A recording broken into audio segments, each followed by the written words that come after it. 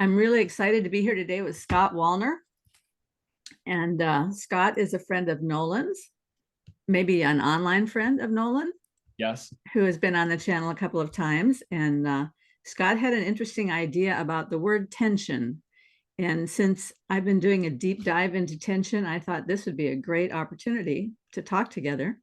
But before we get started, Scott, I wondered if you could tell us a little bit about your background. Where were you born? Where did you grow up? What was that like? How did that get you interested in what you have Mm. ended up doing now? And I see lots of books in the background, so I can tell you're a reader. Well, this whole wall off this way, so Uh-huh. far off into the distance of my office here. Cool. Very cool. Okay, well, why don't you get started with your story? Well, thanks for having me, Karen. I'm really excited. I'm excited as much to talk about tension as to hear you talk about tension too. So I'm really hoping to get some back and forth because I certainly don't have anything figured out. Um, but yeah, let's see. Well, I grew up in the suburbs of Chicago, um, and spent most of my life there. My family lived in that house for, gosh, by the time we sold it, 26 years, I think. My family lived in that house. And I grew up in basically the most quintessential suburban environment that I can think of. It was an excellent place to grow up. I went to a Lutheran school for most of my elementary school and starting in middle school. And most of my childhood was focused on athletics. So I was a competitive athlete in any sport that I could find time for, mostly focused on gymnastics and some basketball, and then a whole lot of soccer. So my whole life was soccer. I wrote essays in kindergarten plotting out my whole future as a soccer player and professional and national champion and coach. So I was one of those kids who had, the soccer posters on my wall, and really uh, every single day for all of my childhood, I was playing soccer, and was fortunate to compete at a really, really high level. Um, so in sort of parallel with that, I like to think of the formative part of my childhood as being related to puzzles, actually. So my family is really into board games and puzzles. My mom was a librarian and a teacher, and she would send us logic puzzles in the back seat of the car to get us to be quiet. So we didn't have any tablets or apps to use, but we had logic puzzles and word books and all of that. And so I just became really accustomed to trying to solve little puzzles and problems, and eventually I started to focus on school a little bit. I had good success with mathematics and physics, although my focus was sports. So I did very well in school. Um, and was inspired by a high school physics teacher to go and study physics and mathematics in college. And while I was there, worked for the physics department as a lab proctor and a tutor, and worked as a tutor for the math department. But I was never really so motivated or engaged with my education. It was sort of routine and doing the assignments and being a very competitive person. I did that to the best of my ability, but I didn't really have that engagement with the intellectual side of things, and I didn't really realize that until later in life when I finally clicked into being what I think of as now like a very intellectual person, and sort of have that regret a little bit that I didn't engage more back when I was in the thick of things. But I got some degrees in physics and mathematics. I ended up deciding that I wanted to try to be a teacher. And so I got a teaching certificate and spent some years in and out of classrooms.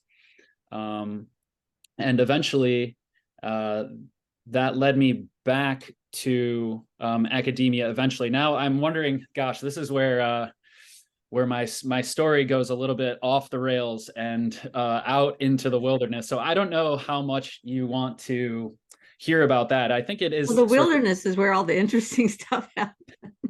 yeah, that is the interesting part of my journey. Maybe I'll get out of the sort of interview mode here and just talk about what I think really made a big difference in my life. Yeah, yeah. So as I said, I was focused on becoming a professional soccer player. And I played in college, and then I continued to play after college. I played in the sort of lower divisions in the US on some competitive teams, again, sort of pursuing this professional career.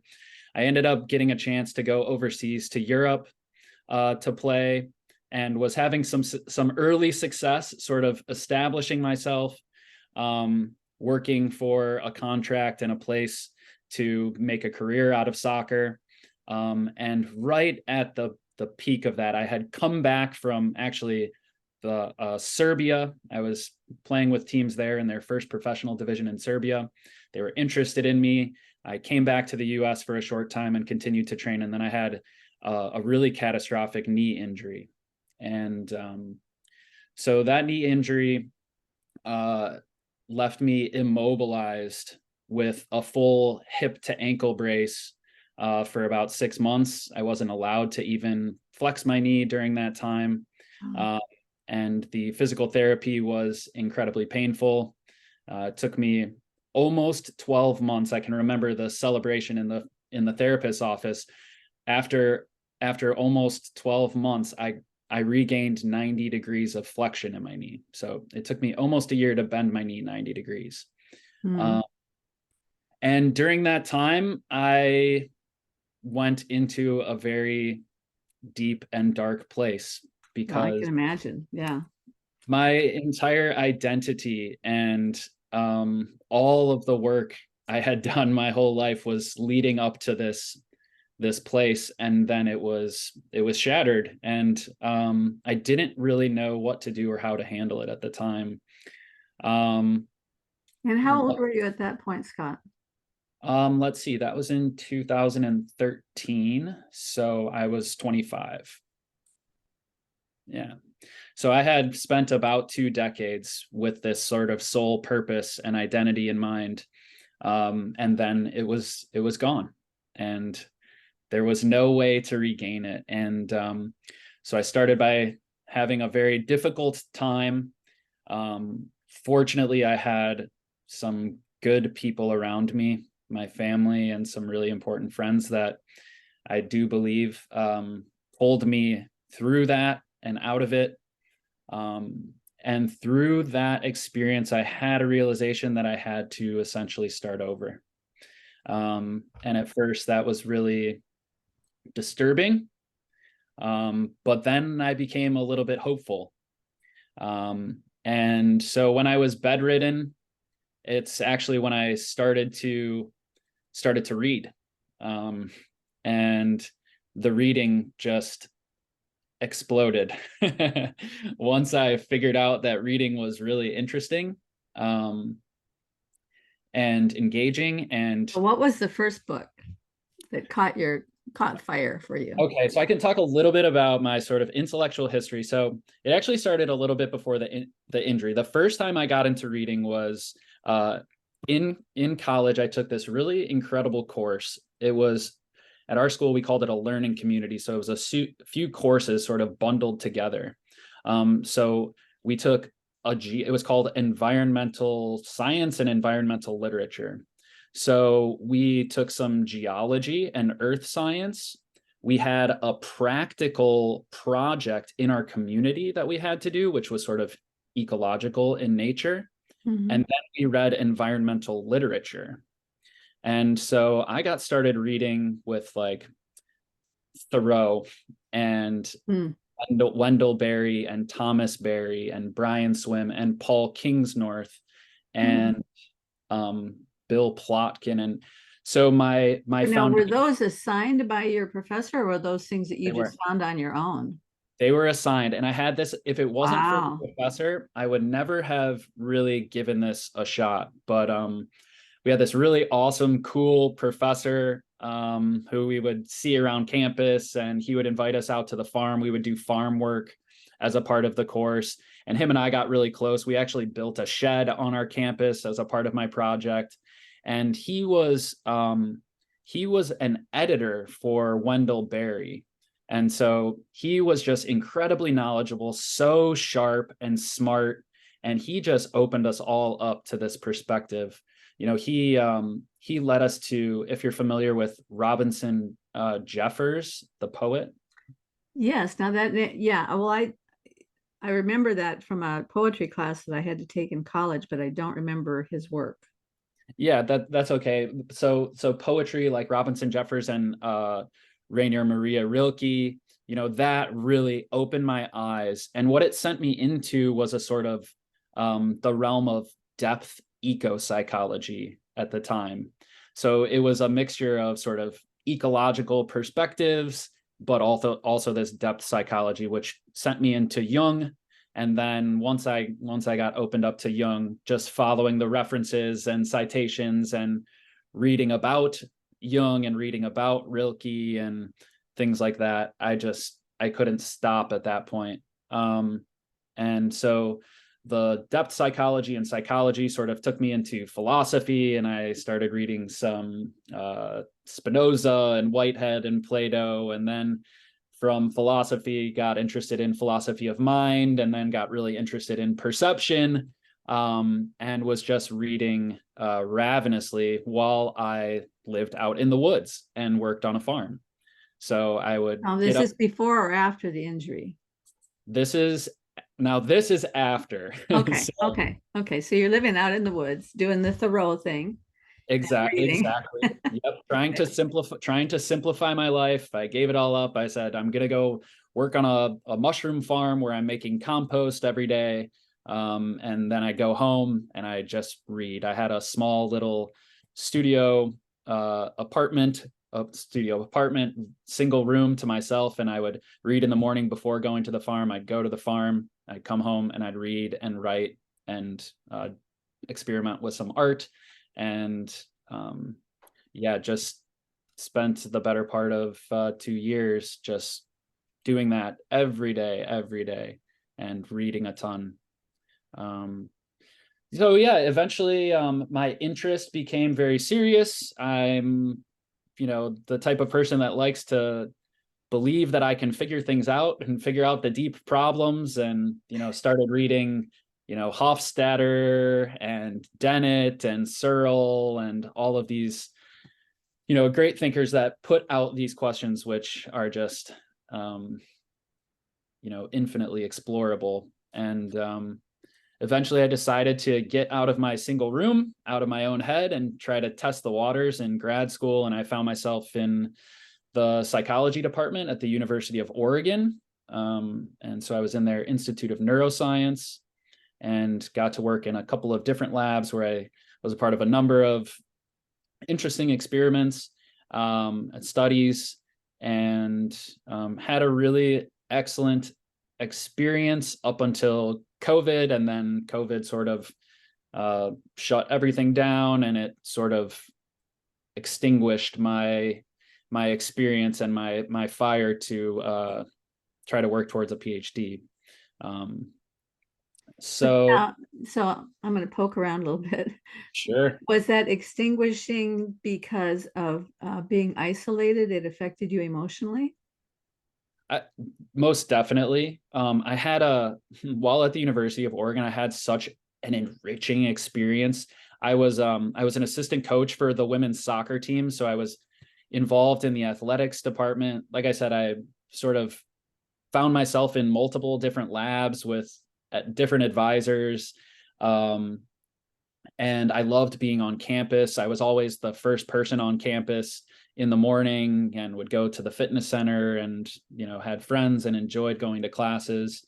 And so, yeah, just with everything shut down, and nothing to do, and no end in sight. That was kind of the hard part for me, was not understanding why things were being controlled in the way that they were, and sort of no explanation and no timeline for how do we get out of this. And so, yeah, eventually I sort of just got sadder and sadder and more disappointed, and decided that I needed to, at least for a time, come back to be with my family. So I came back to the Midwest. Many people were still sort of operating in a virtual way with school. And so I did that for a little bit.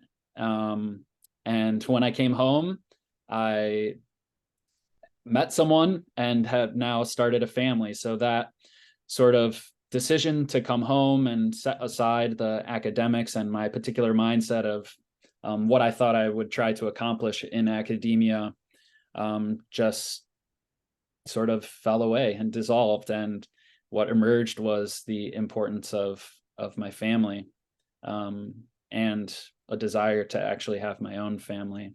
Mm-hmm. Yeah, I spent a lot of my adult life sort of going off on my own and being independent, including, like I said, going and living in Europe. I actually lived on a tiny island off the coast of Senegal for a while. Wow. Yep, there's many stories I could tell there. Going off into the woods by myself, going to live in Queens, in New York City, and all with this sort of dogged individual pursuit and belief in myself, and just kind of following my own heart.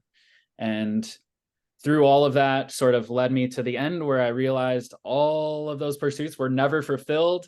The feeling of sort of incompleteness and emptiness was just constantly there, cycling through every time I tried something new. It just still remained after a while. And I realized that there was really only one thing that I had that was important, and it was my family. And so I was just driven to be back with them.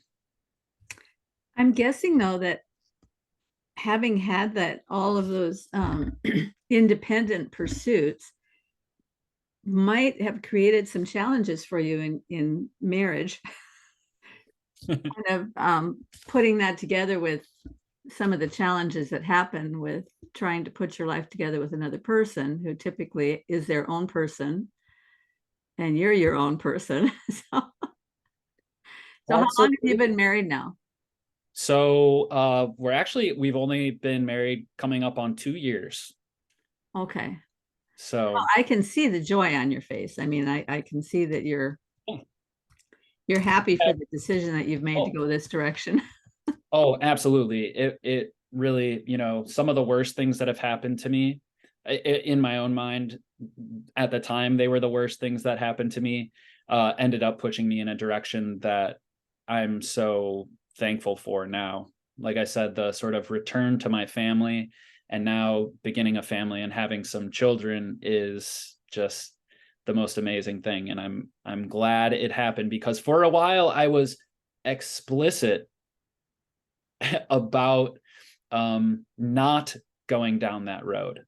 I was sort of determined and intentional about leaving that aside so that I could fully embrace my own pursuits. And even, part of some essays that I wrote about grad school was like, look, I'm this type of determined person who doesn't need anything else. And I just want to figure things out and solve problems and be totally dedicated and be one of those special people that, leaves everything aside for their, intellectual pursuits. And I believed that. And it's funny how things can change when your perspective shifts and something happens and immediately everything is different. I know you often, reference Jordan Peterson, and some of the things that he says in that regard really has taken hold with me, where one event can sort of change all of your memories and all of your understanding about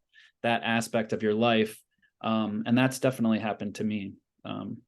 So. Well, when you're talking about this independence and then being drawn back to your family, what popped right up into my head was I had been thinking about tension because of a deep study I had been doing in Genesis chapter 1. Mhm. And when you brought up tension in the comment section, I thought, well, I better go back and look at what it means in terms of physics. And so in physics, there is a pulling force, but then there's a restoring force. And Yes. it sounds like you were pulling, trying to differentiate yourself from your family and go off and be an individual. But that restoring force was always there pulling back.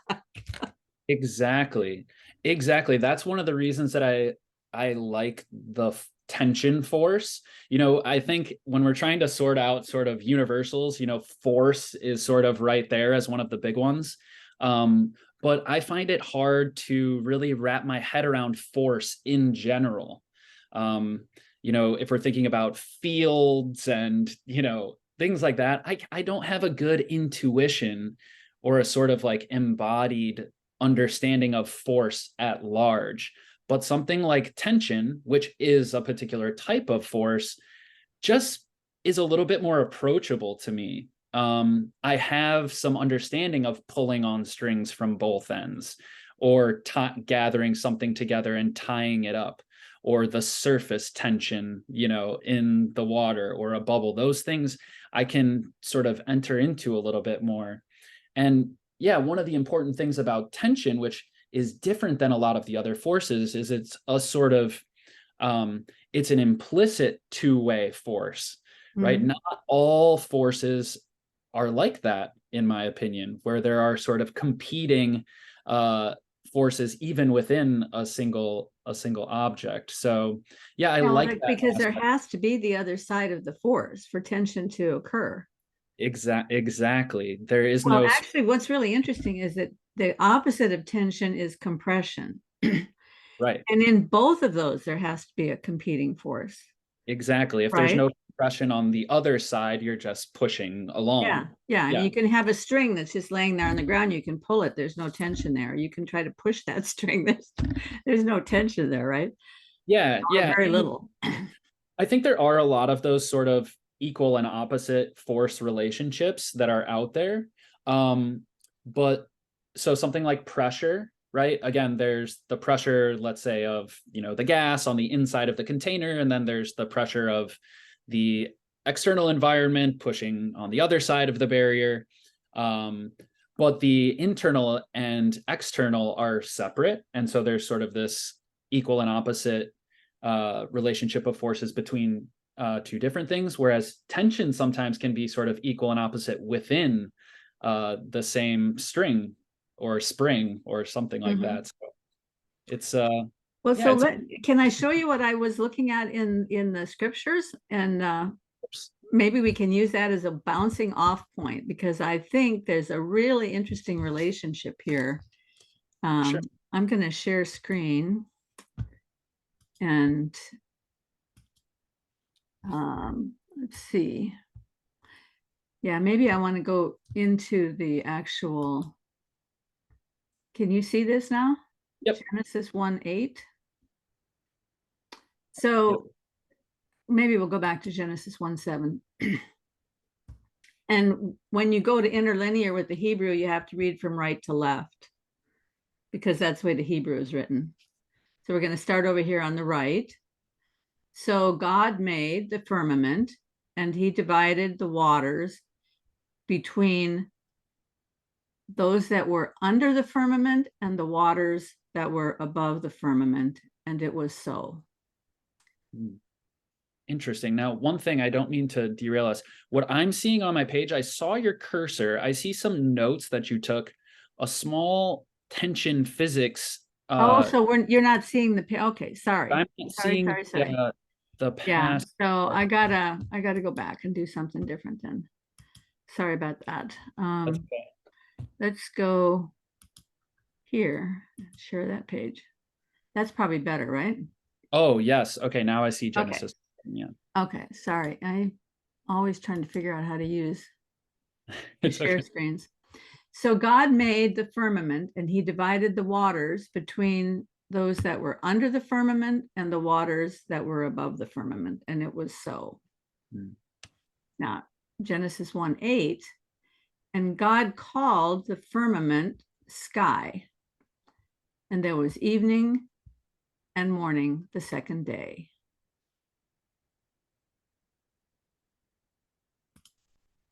We'll go to 1:9.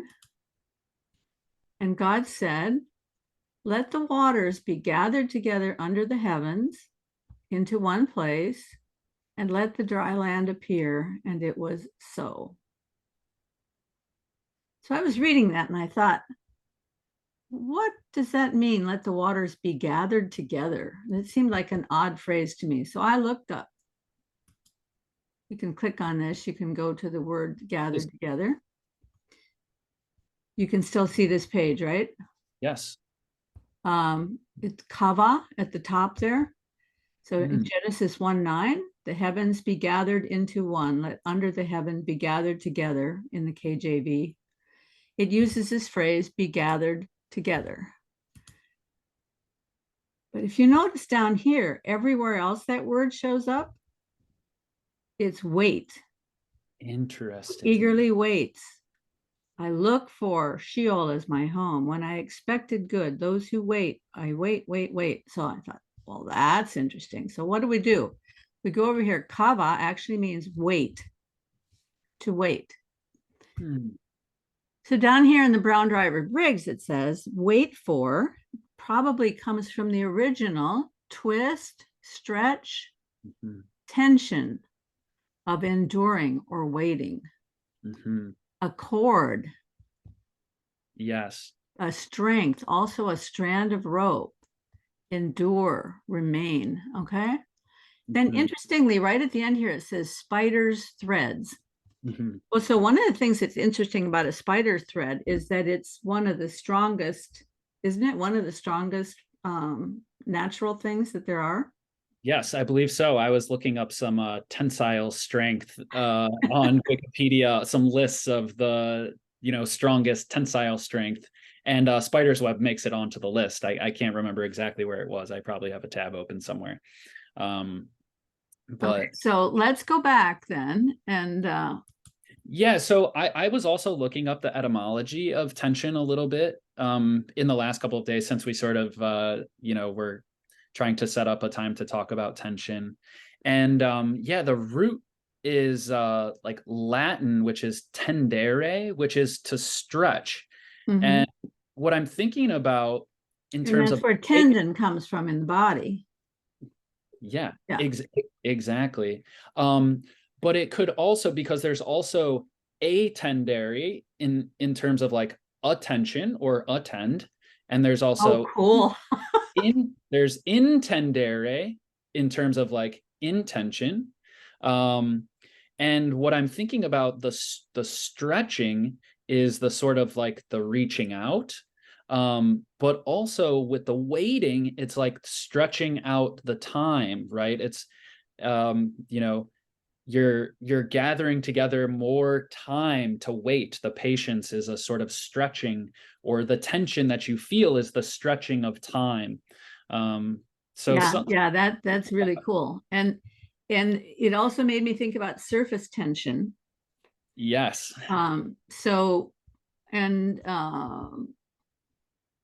I did have something. I'm hesitating switching screens now because I don't want to mess up my screen share. But let's go on to verse 10 here. And and God called the dry land earth, and the collection of the waters he called seas. And God saw that it was good. Well, so this is a different word, the collection of the waters. This is not the same word as the gathering of the waters. So I thought, well, that's interesting. What does that mean? I looked up the collection of the waters. Here in the other in most of the English translations, it still says the gathering of the waters, but it's a different word in Hebrew. Collecting waters, blah, blah, blah, blah. We come down here to Chronicles. Hope. Hope for Israel. The hope of Israel, its Savior. The hope of Israel, the hope of their fathers. So something's happening here, right? So what is this word, mikveh, that's used for the collection of the waters? It means abiding. And the definition is a hope. And Interesting. when you come down into the brown driver's rigs, it says, um, a collected mass, a construct. Um, there was someplace else. Oh, down here in Strong's Exhaustive Concordance, it says something waited for, a confidence, a collection of water, a pond, like a pond or a collection of men and horses, gathering together, hope, linen yarn, or plenty of water, a pool. So this idea of hope and linen yarn. So linen yarn is differentiated from spider's thread. And I thought about that because linen yarn is made up of many threads together. Right. But so the weighting is this one very strong tensile thread, but the linen yarn is this collection of threads that are bound together, like a cord of 3 threads cannot be broken, is what it says in Proverbs. So even though the linen may not be as strong individually as a spider's thread, because it's this union of threads woven together, it creates this strength of hope. Yes. So now let's go back to the verse again, and we think about this in terms of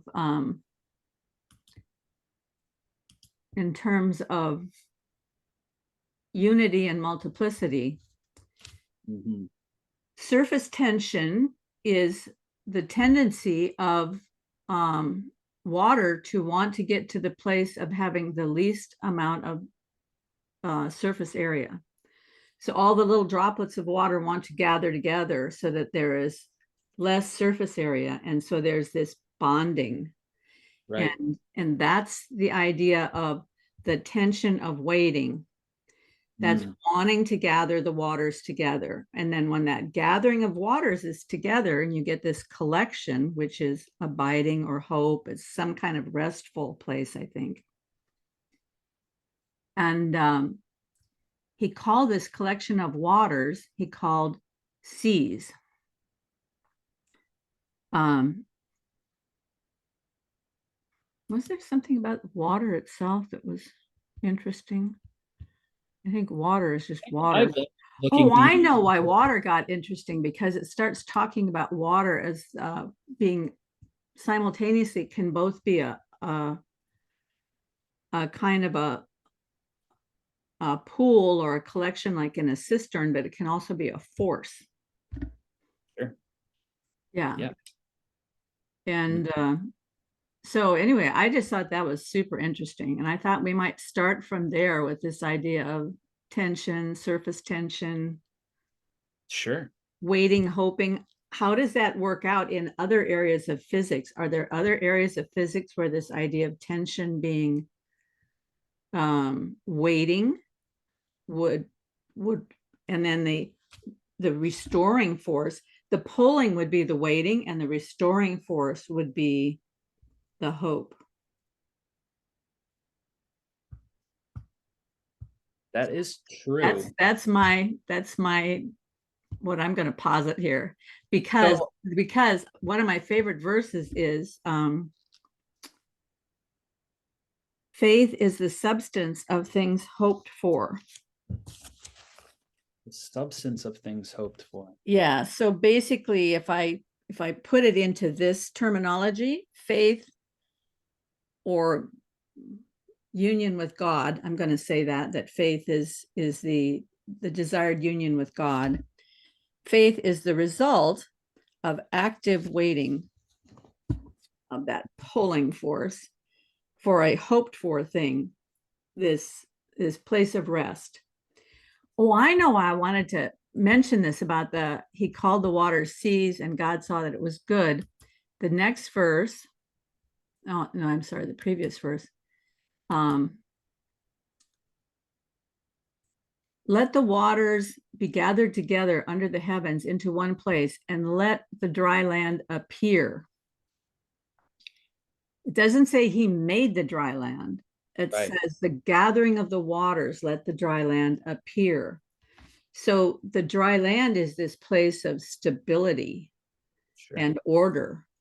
And Mhm. so the gathering of the waters, that dry land, that stability is always there, but you can have chaos in your life that can keep you from seeing that Yeah. place of stability and order. So when the waters are gathered together into one place and the dry land appears, then you can see it, right? Mhm. So anyway, that's the last thing I wanted to say about that. So No, that's very true. And it's useful to have chaos gathered together instead of sort of ubiquitous. You will drown or you will be treading for a long time in a place that is all water yeah, and nothing to stand on. You almost you lose perspective on the usefulness of water. You know, water maybe is only useful when gathered. We need a pool of water to fill our jug at. We don't need a jug of water when we're floating in an endless sea. That is not yeah. so. Um, yeah, I when you mention hope is sort of it's a central concept for me when I try to sort out how things are going for myself or for anyone. I like to play around with sort of making systems of my own and coming up with jargon and orderings and icons of my own. And I have one that sort of feels similar to Wolfgang Smith, though I have not developed it to the level that he has developed his icon, but it is similar in that there is a center and a boundary. It could be a circle. I'm thinking more of a sphere. I'm thinking sort of cell-like. There's a center of the circle, and then there's a particle that moves within the circle, within its boundary. And the particle has the ability to make effects on the boundary of its space. And the way that it does that is by traveling from the center with some energy that it receives from the center out toward the boundary, where it can extend or expand the boundary by imparting some of that force that it gathered from the center. Mm-hmm. But what directs the particle towards the boundary is some point outside of the boundary, which I distinguish as hope. So something outside of the boundary is hope, and the particle is able to aim at that and is sort of sent off in a trajectory toward the boundary where it reaches out and tries to extend the boundary so that it can, sort of incorporate that bit of hope or whatever comes along with that bit of hope. Yeah, so So, the thing hoped for is out there in front. mhm. That's what I've always thought about with faith is the substance of things hoped for. That thing out in front is drawing you. A little bit like when Jordan Peterson talks about, he calls it the phenomenon or the finesse thigh, that's glimmers. He uses the word glimmer. The glimmers out in front of you is your future calling you forward, Yes. was a Mhm. phrase I think he got from Jung, which I always thought was a very interesting phrase. Your future calling you forward, because that's kind of the way that I picture. So, so God's goodness and love is what is always drawing us towards Himself, and that drawing is what produces all the motive force and impulse and change. And if we're headed that direction, then all of that change is good change. But if we get messed up somehow and we get pulled towards a different force, or I mean towards a different goal, that's when we kind of get messed up. Absolutely. And depending on what happens to us when we reach out for something hopeful, that in my sort of system, that impacts how we return to the center again.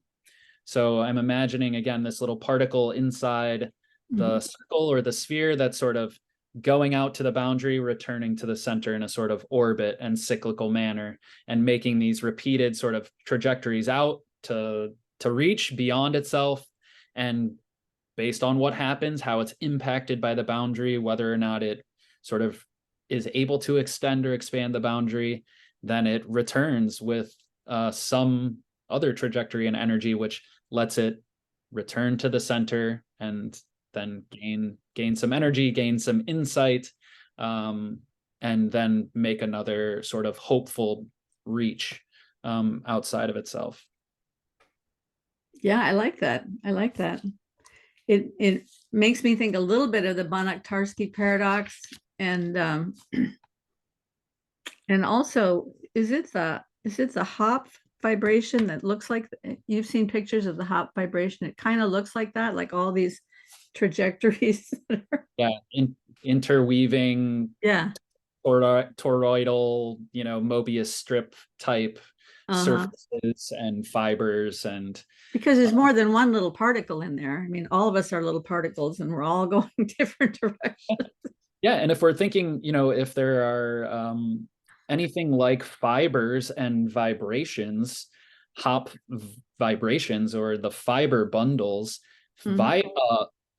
fibers and vibrations certainly can be connected to this idea of tension again. The tone and timbre and note that is played on a string or a surface is contingent on the tension of that string or surface. Mhm. Well, and there's another little video I want to play a little video clip for you of Ulysses talking about music in that way. But before I do that, I wanted to just say this idea of tension on the string. A few years ago, I ran into a video of this old guy talking about this a kind of calculator, the really old calculator from, I don't know, 100 years ago, 200 years ago, something like that, where the memory of the calculator, so that, because there has to be some sort of memory when you're adding one number to another with a machine, the memory was stored in a piano string Mm-hmm. inside the box. And so when the impulse goes down on the key, it would start some sort of a wave or something in the string, and that would keep going around the string until that was needed, and then it would come back. And then, actually, I mean, it must have been in the last 100 years, because it was some sort of digital Yeah, project that it was doing. But this memory was stored in this string, which made me think about when Jordan Peterson talks about you cannot twist the fabric of reality and not have it bounce back at you at some time, because that twist in the fabric of reality is a tension, and then there's going to be that restoring force. exactly.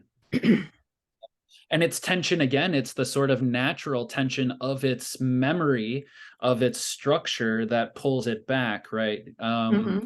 I personally, I mean, I could have many conversations about memory, I guess. I think I have a sort of idiosyncratic perspective on memory.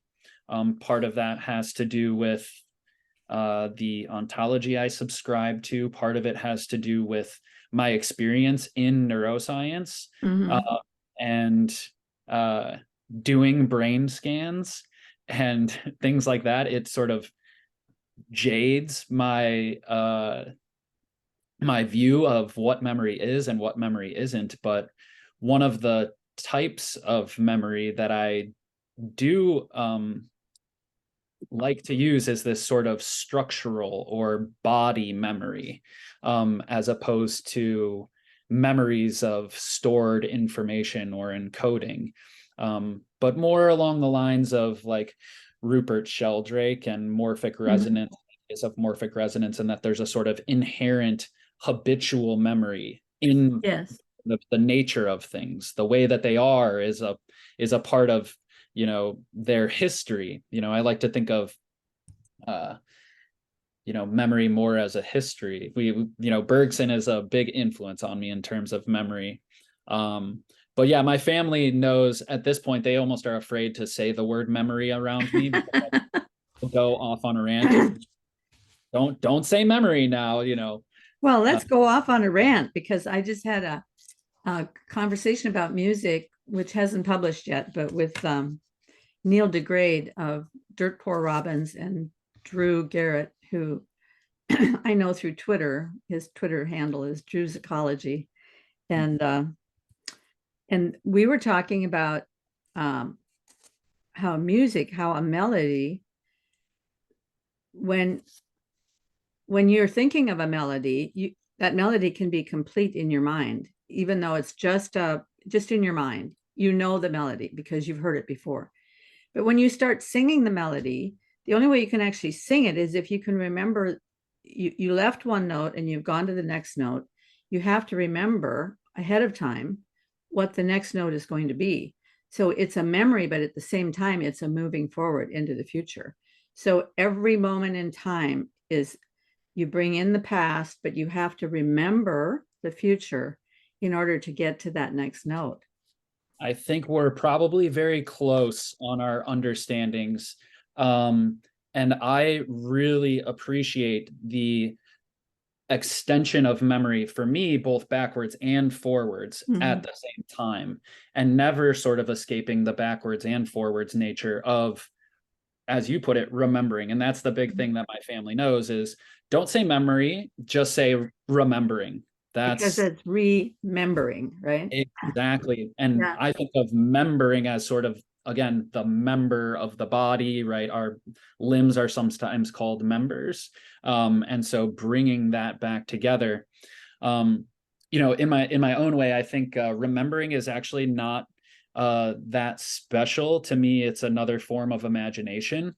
Um, so yeah, when you sing a melody, you have to put that together as you go forward. But in my mind, you're not sort of accessing a memory of the next note as if it's written somewhere, or as if you're reading it off of a touring tape, right? We're not doing that when we sing a melody. We're captured by the song. We know the story of the song. We know the trajectory of the song. When you sing, you don't think, now I'm going to sing a C. Now I'm going to sing a B flat. That is a quarter note. Now I'm going to, it's like the way that we speak. We don't think about our speaking in that sort of sequential manner either. We have a sort of compulsion and sometimes we get it wrong too. So we don't remember exactly right, but yet we're still able to sing and continue on the song. We don't like sing a wrong note and then all of a sudden we sing a different song. We still have this context of I'm within this melody, I'm within this song. So yeah, I think that does apply to the way that our sort of cognitive remembering works as well, is that in real time, we're remembering the story, we're bringing it together again and new. It's not this sort of stored, encoded access, decoding, recall model that sort of mainstream neuroscience is for the most part still focused on. And I think many people speak about memories in that way. I often stop people and sort of get them to think a little bit more clearly about, okay, you're like, I have this memory of my childhood. It's like, well, you don't have a memory of it. Right now, you're remembering it, but, what do you have to sort of verify that it's a memory that is stored, and how accurate is it or not? We sort of all know that there's a lot of problems with thinking about memory in that way. For one, where is the room for all of the potential memories that we could have stored and need to access at one time or another? That's why I think of it more like another form of imagining. It's like I'm imagining what it may have been like in the past, and I have this sense that I was there doing this thing. So let me ask you, have you watched any of the videos that I've done on Michael Levin? Have you ever looked at any of his work? Oh, definitely. Yeah. Yeah. So where he talks about how there's not enough information in the DNA to tell the frog where to build, to tell the undifferentiated frog cells where they should build their arm. but they get this, maybe it's a song, this bioelectrical signal that tells them where to go and build the arm. And once those cells are tasked, then they're no longer undifferentiated, then they become arm cells. So they start building. He calls it executing a subroutine. Where the subroutine comes from, he's never mentioned, but so Sure. they're over there executing the subroutine for this arm. And because frogs are bilateral, both arms have to end up the same size and length, and he's talking about the mystery of all that. And then he says the big question for him is, how do they know when to stop building? And so I had been thinking a lot about this idea of memory and pattern and habit, and somehow those three things must be working together there, Mm-hmm. so that they're remembering, kind of like Sheldrake's morphic resonance, although it may not be the same picture that Sheldrake has of morphic resonance, but that there is some sort of, there is within each, at least within each species, there is a memory of what came before, of all your, somebody once said, well, you may not have ever met your great grandfather, but his nose is on your face. We bear the genetic resemblance. So there's parts of our bodies that are still from our great long distant ancestors. Yes, absolutely. I wonder if one of the things that I think about in terms of Levin or Sheldrake is that there is a pattern. A pattern maybe is the most broad way of thinking about. There's a pattern of some sort that has an impact. And when I think about a pattern, the pattern has the beginning and end already in it. The pattern must have the beginning and the end. It's not, like Levin is saying, it's not accessing some information in DNA that it has to then roll out in a sequential fashion. It's just that there is this, bioelectric pattern, or a cascade of patterns, but the pattern is there, and the pattern has boundaries. It's not this sort of infinite, pattern that just goes on forever and ever. That's maybe why there is always a stopping place, is because the plan has a stopping place. It doesn't need to know when it's reached the end. It's just that is the end of the pattern. So I don't know if that sticks with you. It's almost maybe it's too simple. Maybe I'm thinking too simply about these plans that some organism might have. It's fascinating. It's a great question. Why does it stop? Why does it turn off? And I would just say, like, yeah, the pattern is there. It's like it's like a stencil. Well, you can look at the the opposing force. Cells that don't shut off would be like cancer cells. They don't stop growing. Right. And one of the things that he talks about with cancer cells is that they have disconnected themselves from the local communication. So Exactly. basically, they've excommunicated themselves, is the way I think of it, or they've pulled themselves out of the community to go do their own thing. Exactly. And then there's no boundary. And that's, I think, where the whole boundary comes in, is that boundaries, well, you've heard me talk before, boundaries are so essential on Oh yeah. everything, right? So, Yes. Yeah, agreed. I'm also I've spent lots of time thinking about boundaries as well.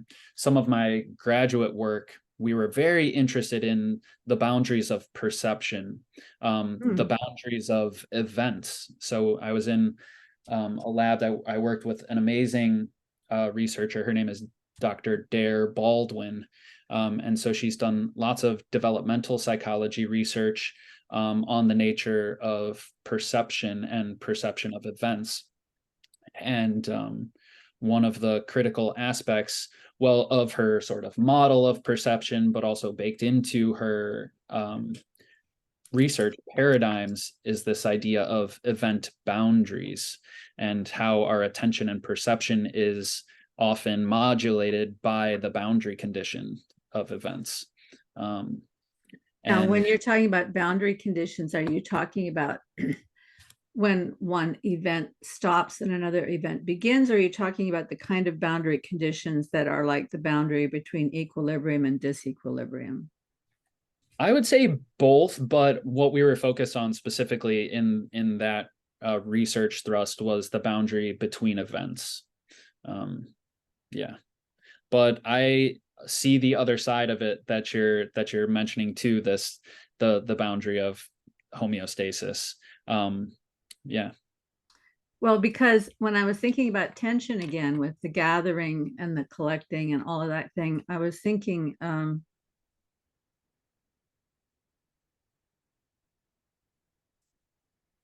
the tension is necessary because that all the creativity takes place not in the equilibrium, but in the disequilibrium or in the boundary between the equilibrium and the disequilibrium. Yes. So, so if you don't have the tension, then there's no creativity, There's no right? movement. Yeah. Yeah. There's no change. I agree. Another story, well, we could go into fractals if you want, but I designed some studies of my own on the perception of fractals, fractal images.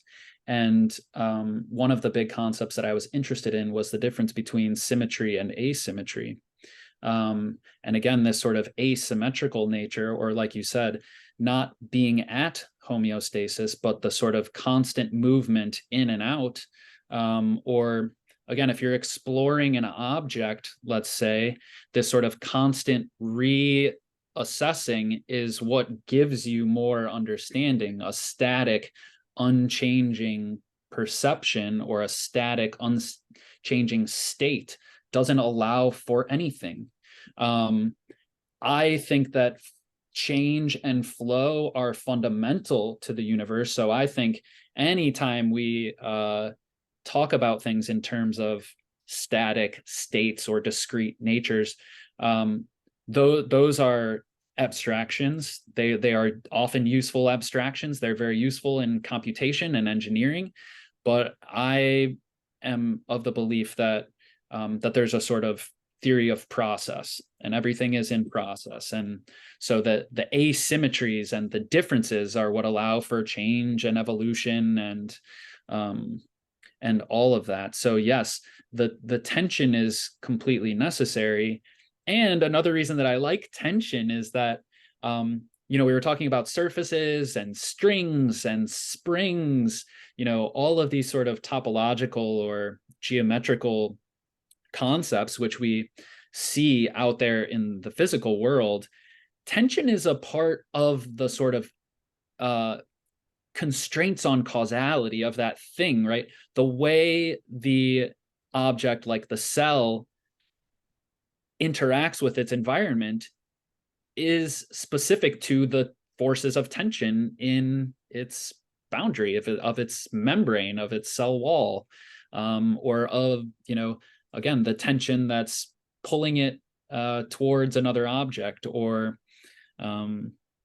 things like that. The surface tension is contained within the thing itself, whereas some of these other forces that we talk about are sort of, external to the thing, whereas a tension force seems like it's sort of baked into, the physicality, if we want to just say physicality of things. The tension is in there right from the get.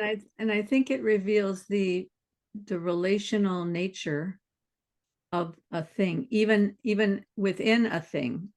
So when you've mentioned tension on your in your comment, I was trying to think, how could I approach this? Because I'm not a scientist, so I have to think of actual examples of things in my own life.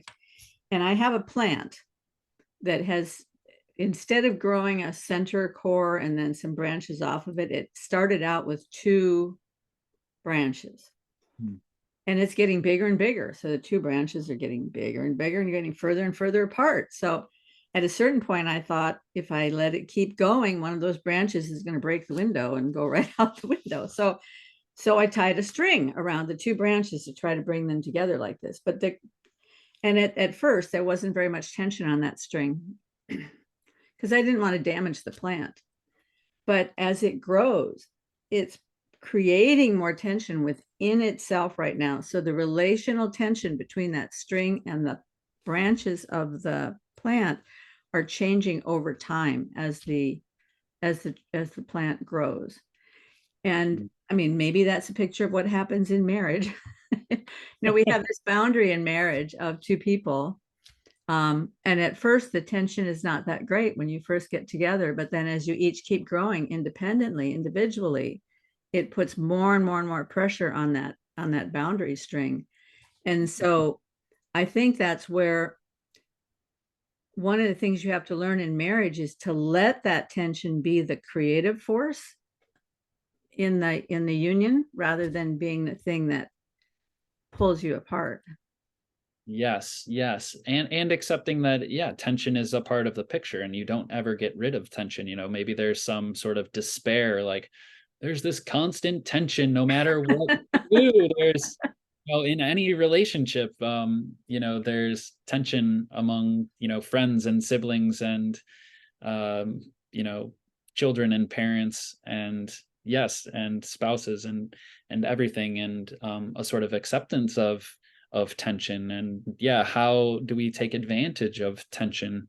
How do we let it bend and not break sort of idea? I'm thinking of Schmachtenberger right now, Mhm. where he brings in some of these ornate Huygens. I don't know if you've seen any of Is any that of the cozy? Is that the cozy word? I don't know about that. Nate has this idea of like the super organism. He's had a number of conversations with Uh-huh. Schmuck. He's in the sort of ecological social sphere of Uh-huh. sorting out a better future, the sort of like meta modern future But you idea. said Huygens. Yeah, Nate Huygens. I feel like it's Oh, that's his name. I that's thought you were yeah, saying, I H. thought you were Well, saying the word Huygens, because there's this word, I think it's maybe like Hoigy or Higgy or something that means coziness. It's some sort of, and I, so I thought you were using a word and not a name. I'm so sorry. oh, that's okay. That's okay. Yeah, I don't know how to say it. Huygens. Okay, that's his name, Nate. Okay. And But yeah, what are his ideas? well, no, they just talk about this sort of like bend not break mentality, and Hmm. like, how do we change some of the major social trends, economic trends, environmental trends that we see. Trying to actually solve those problems on a global scale is really difficult. Um, and many of our systems are under a lot of tension or under a lot of stress or strain. And how do we allow for that bend? We have to allow for some bend in order to continue on and make change, but without breaking the entire system completely. Well, I Um, mean, my own theory is that part of the reason we can't solve those problems is that we're not looking far enough down. We're not going far enough back to see where the problem began oh, because definitely. we're reluctant to look at the history because there's so many snakes buried in the history. And so we won't go far enough back to the beginning. And like one of my favorite hobby horses is the mess that we have of health insurance in the United States. The reason Yeah. we can't solve that problem is that they keep poking around the edges and putting band-aids on the symptoms, but you have to go back to where the problem started, which is many, many, many, many decades ago. Then if you Mhm. look at where the problem started, you might be able to come up with a solution, but we will never find a solution the way we're doing it now. And I No, think it's true with all those problems. oh, for sure. Education is a big one I think about too. Having been, a teacher in high schools and middle school, and working a lot with young people, and now having kids in a modern world where I think about, my 1-year-old daughter's future and what is the right path for her and what is the right path for us as parents to guide her. It's a little bit scary and confusing these days compared to when I grew up in the 90s where it was a little bit more straightforward, or it's felt straightforward. um yeah, I think some of these issues I almost want to bring back, like Levin and the difference between a well functioning organism and cancer, and thinking about we don't operate as a well functioning organism as a Mhm. society. We're more like all our own little cancer clusters, and we don't have the context of the larger organism, and none of us know when to stop. Just like the cancer cells, we don't have that complete pattern of like, this is enough, this is my role in the organism. Our society is just too big, too fast, too strong, um, Well, I to think that's exactly why the community is so important, though, because you take all of these disparate, separate little particles bouncing around doing our own thing. And if you weave them together into a community, then each person has to learn to submit to something, even if they're just submitting to the place of, okay, if I'm going to be part of this community, I have to humble myself enough to at least realize that I'm not the only person in the world, and maybe other people do have some ideas. And even if people are kind of irritating, we can live together in community and appreciate each other's strengths. And you learn all that when you're in community, which you can't learn when you're off by yourself in the woods. Absolutely, absolutely. And what's a little bit sad is that I think we could all get away with doing a lot less and getting a lot more out of it if only we would band together. A one-man band has a really difficult job, Yeah. and I don't think he can really flourish in his drum beating or his accordion playing or cymbal crashing when he has to do all of them at the same time.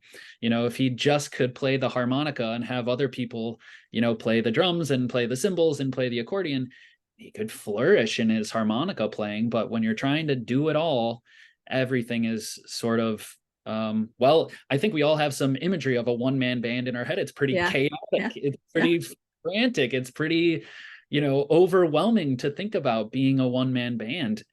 But I think that's kind of the way that we approach our lives in a lot of ways. As young people, we're sort of pushed a message of like hyper productivity and really aspiring for unique greatness, which is good within reason, but when sort of taken to the extreme and without some sort of temperance, I guess, to the other side of community. Yeah, that's the reason why we have a lot of really individually successful people and a lot of people who get sort of left behind or fall off. And not a whole lot of middle ground of communities that just take it easy. They just take it easy. And I do what's great is that I have some of this experience. So I'm not just speaking theoretically here. So fortunate. I mentioned I lived in this country called Cabo Verde or Cape Verde. It's a part of the Micronesian islands, so like the Canary Islands. And if you continue to go south from the Canaries, which are like off the west coast of Europe and then the northwestern coast of Africa, there's a group of small islands, 10 islands called Cabo Verde. And while living there with a childhood friend of mine, we lived in communities that did not have running water or central electricity or central plumbing, in sort of villages of 100 or 200 people, mostly subsistence farming. And we were just fine. And I can say for myself, it is the most content I've ever been in my whole life, was having a backpack and a concrete room with a tin roof to sleep in at night, and my friends and family of our community just taking care of the place. We were engaged in some ecological preservation work, and my friend and I did some sort of community education and sort of philanthropic projects that we engaged with. But we had so little, and we got so much out of each day, just because we were there with other people, and we all had a sort of common cause and a common place, and we couldn't avoid seeing each other. In the suburbs, you can get in your house and then get in your car and go to work and then get in your car and come back home to your own house and never really engage with families in your neighborhood even. And so yeah, it's no wonder that we all are so individualistic and And isolated. tired. And exactly, and one man banding the whole thing all the way, Yeah. which is can be exhausting. Well, so I have to ask, since you were a soccer player, have you watched any Ted Lasso? I haven't. A couple of people have mentioned that to me. They've also, if I had context, they're like, "You're my this character from the show." One of my when I was working at the high school, the athletic director where I was coaching soccer, he was like, "You're my this character," and so it's amazing. But no, I haven't Well, seen. well, full disclosure, it's very profane. I mean, they use the F word in place of the word very all the time. So I mean, as many times as you'd use the word very, they're using the F word. So from that standpoint, it was a little bit hard for me to get past that because I don't live in that world where people talk that way. But in terms of telling a story about what it takes to build a community, Mm, it is a beautiful picture. And mm. the narrative arc of the 3 seasons deals with this whole thing of individuality, and then how if you go too far in that direction, you can rip your life apart. But if you're willing to be part of a community, how things can work out so beautifully and create this environment of love and trust. And yeah, it's a very interesting show from that perspective, I think, and immensely funny. That's awesome. I whenever I think about community, I'm actually brought back to again some of that we mentioned that literature that sort of opened me up, that ecological literature. And there's an author, his name is Daniel Quinn. He wrote the book Ishmael, if you've ever heard about that series, Ishmael and My Ishmael. Wonderful, wonderful stories. I would highly recommend reading the book Ishmael. So these are fiction or nonfiction? These are fiction. Oh, Mhm. wonderful. Yeah. Yeah, I would. It's like one of these books that I think every middle schooler or high schooler should read, and every adult that hasn't read it should also read it. Uh-huh. He has this another book which is more nonfiction. It's a sort of prescriptive book for society, has some social commentary, and he gives the analogy of creating a community that is like a traveling circus. Um, and so everyone is bringing something unique to the group, and their Hmm. uniqueness is serving the success of the entire group. Yeah, Um, that's a beautiful and image. mhm. And you live together, you share the, I'm imagining sort of the train cars of the traveling Hmm. circus. You share all of that, but you also share in the process of setting up your circus, setting up the tent and welcoming the people and putting on a performance together that sort of serves an even larger community if possible. And um you share the struggles of yep. and not and maybe not having enough resource, and the struggles of, you know, interpersonal tensions and all of that. Yep. And that you can get by on that you can get by, living in a traveling circus, and that you don't need a huge mansion and an SUV, um, in order to get what you want. Um, that you You just can need a house big enough to carry all your books. exactly. Yeah, we joke that this room that we're in, we have like a split level house, and so we're on the second floor here with all of these books all around this room, and we are slightly nervous. We're like, is this room just gonna have to fall right through the floor at some point? That is really how many Well, books I we have. wanted to go back to what you were saying before about I can't remember what the context was, but what came to my mind was this conversation I had with Ulysses about music. And we were talking about marriage as being kind of a fundamental force in the universe. That, the opposing forces that come together, but that's where all the creativity takes place, and that that scales all the way down from very, very fundamental particles all the way up to through humanity and up into the larger universe. Sure. Um, and he was saying, well, maybe that's why a band, 4 or 5 guys in a band, never lasts, never stays together, because you have these 4 or 5 people, each with their own personality. Nobody's really in charge. And over time, the tensions just become too great and they break apart. Because whenever you're going to have a group like, if you're going to have a group like that in a marriage paradigm, you have a husband and wife, and then you have children. So each one kind of has a role in the family. And that creates a space where there's one person that is at least 51%.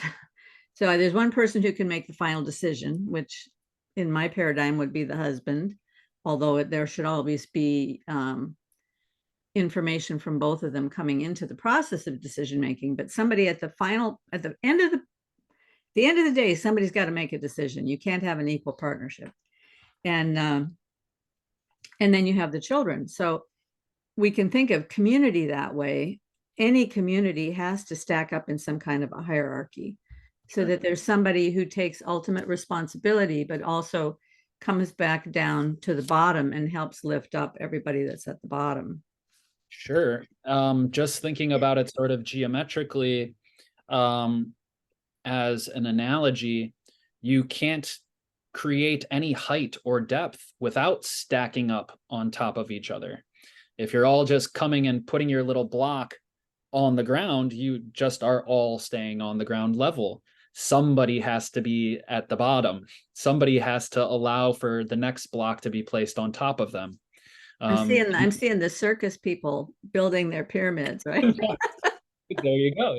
Exactly. Somebody's at the bottom of the pyramid, and generally, here's a good example. I live in southern Wisconsin now, and so we're in lake country up here, and right around the corner we have a nationally renowned water ski team. So we get to see right over here in our neighborhood pyramids of people water skiing around the lake. They put on shows twice a week. And Wow. who do you think is at the bottom of the pyramid? The biggest, strongest, most experienced skiers. Yeah. They take their position at the bottom. And they do that usually after having experienced, the chaos of being at the top, you know, but they're the sort of, you know, I don't want to say the tribute, but some of the little kids who get up on the very top of the pyramid, they have this exalted place sort of, but they're the most fragile, right? But Mhm. only because they're small and light and nimble and can climb up all of the other people, they're sort of afforded that position at the top, and being a good base must have some understanding of having been through that, you know, position at the top. And so it's an interesting way to think about these hierarchies in Yeah, community. really. Yeah. And so, and the people at the bottom, the strong, experienced water skiers at the bottom, are also sacrificing, because I'm sure that when you're at the top, there's an exhilaration like no other, right? But at the bottom, you have the exhilaration of knowing that you're serving the greater cause. And yeah, Responsibility. yeah, Hmm. yeah, Yeah, the responsibility. that is fantastic. Well, we only have a few minutes before we end. I want to share screen and show this little clip from Ulysses, because I thought it was just so good. Um, I hope that I can do this with my share screen and end up with something. So let's see. We have a video screen right here. Now, can you see I can you, see the YouTube. His song calls my soul to come home, yeah, Ulysses. Yeah. okay, very good. I'm just going to play about 3 minutes of this. Hazrat Khan. He's a Sufi writer. Can you hear it? Um, Yes. Drew's read some of him too. I'd like to know what he's got to say about it. Um, he wrote there's a book that's a series of his writings or something. It's called Music of Life. And he's got a really keen way of explaining how it's all music. Dante does this too. Dante does it too. There's a place in Dante where he's asking maybe Virgil or somebody, like, he's in like a paradise place. It's not in the third book of Divine Comedy, but it's in the second book. But somehow they end up being in a paradise place, and he actually says like, "How can this be?" kind of a thing. Don't expect a Pajot level of analysis here. I'm just a dude reading Dante, but it says kind of things move. The whole world moves. It's animated. Mm-hmm. And it more or less, as it moves, it rubs up against the place where God lives. Sort of like that. And that makes a sound. So, and if you think about it just like in terms of friction, every friction makes a sound. Every movement is a sound. That's what sound is. It's movement. So it's animation. It's life. Mm-hmm. Everything that is animated, which is, if you're a God person, that's everything, it makes a sound. It's that's what it is. It is sound, right? Mm-hmm. So it's more like, this is where we live. It's the music. It's a song, right? And in a way, literally, like actually, not, oh, this is a poetic way of putting it. It's animated, so it sings a song.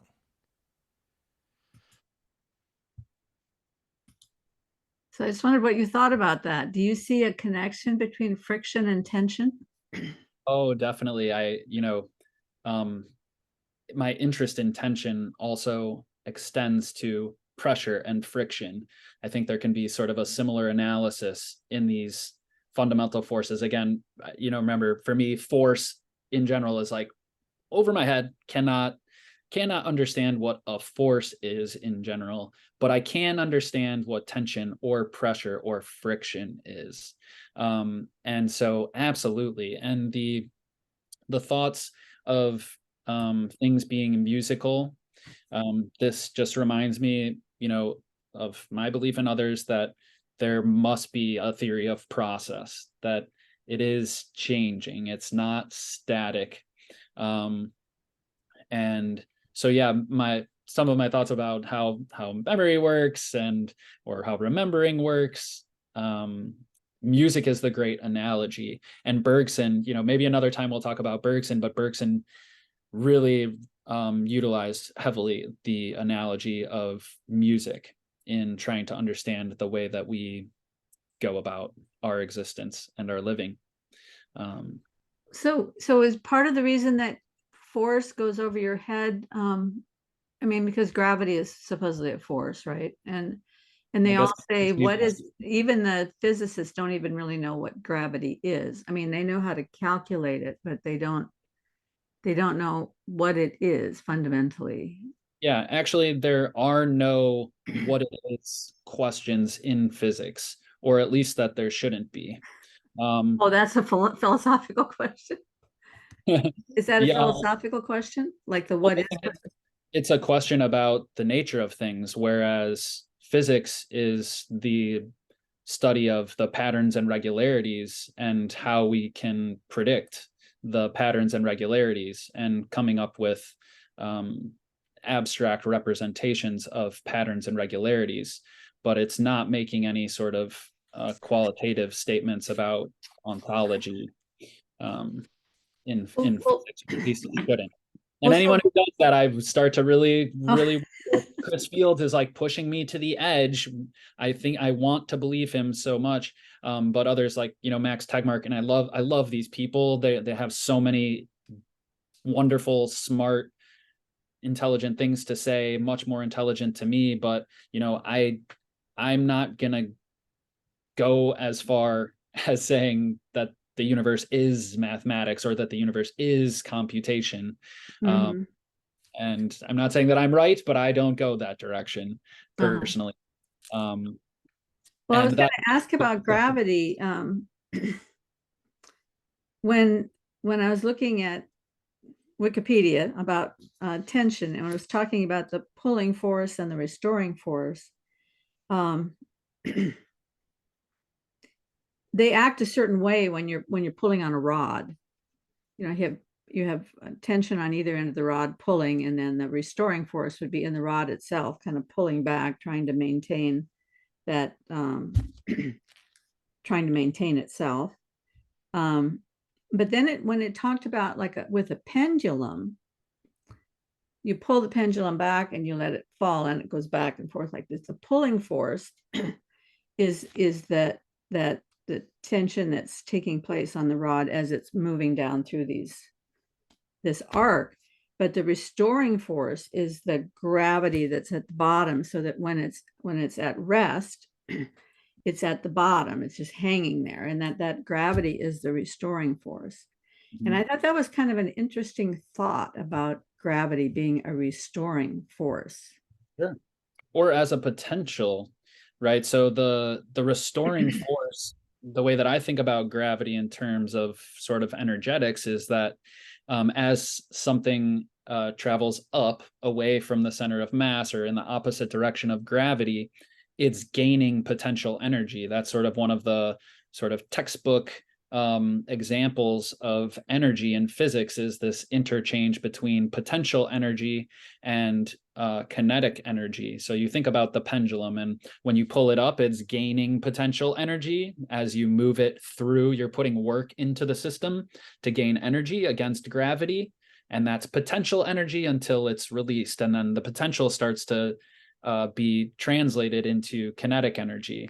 And That's as such a beautiful explanation. I've wondered about that relationship for the longest time. yeah, You've really opened up the world for me.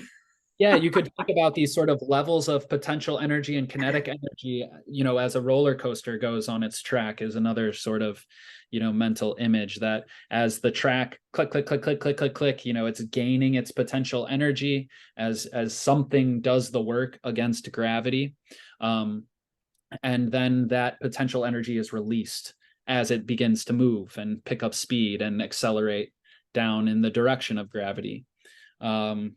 So yeah, whether gravity is a pulling force or not, I think probably many modern physics, I don't like stepping out on a limb like this, but I think most modern physicists would not think about gravity as a Yeah. pull I force. mean, They that would was what surprised me, because I know they think more of gravity being like this. curvature. Yeah. Yeah. In an And Einsteinian sense, yes. so speaking of wrapping your head around something, when you think about gravity that way as this curvature, but then you try to imagine the planets in their rotation and revolutions, and with this, whatever this thing is that the planets are supposed to be weighting down, there's got to be, it's not just one of those things, because when the planets are all moving, and there's got to be many of these things, right? All woven together somehow. I mean, I try to wrap my head around that picture. I just can't get there. I can't get there either. I think many people probably really can't. It's some of these, uh, these sort of paradoxical dead ends in physics are sort of what actually pushed me out of physics. I was, really kind of into physics, and went to get a physics degree. And then when I took my final, modern physics class, and we learned about quantum mechanics, and we learned about the wave equation, and then we learned to calculate psi, the Schrodinger's wave equation. And I was like, oh my gosh, the wave. And then we did it, and I'm like, wait, I'm just punching in a couple of numbers on my calculator, and then that's it. So and that's as far as it goes. Like I became really sort of disillusioned by it all when I reached the sort of, not the final stages of physics. I wasn't a graduate student in physics or anything like that. But when I sort of found out what is done with, with quantum physics, I was just sort of like, okay, this is just another math problem here. I'm not really finding out what's going on.